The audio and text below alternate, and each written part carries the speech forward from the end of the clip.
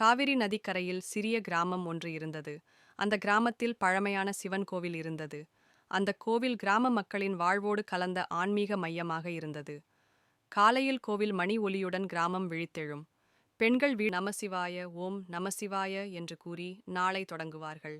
அந்த கிராமத்தில் வாழ்ந்த ராமையா ஐயர் வேதங்களை அறிந்தவர்.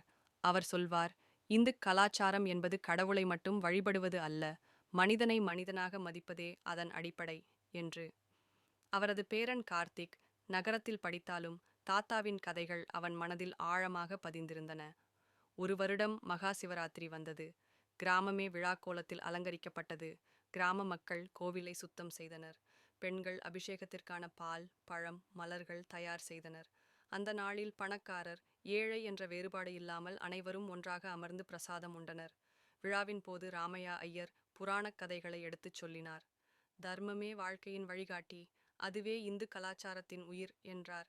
கார்த்திக் அதை கேட்டபோது, கலாச்சாரம் என்பது புத்தகங்களில் இல்லை, அது வாழ்வில்தான் இருக்கிறது என்பதை உணர்ந்தான்.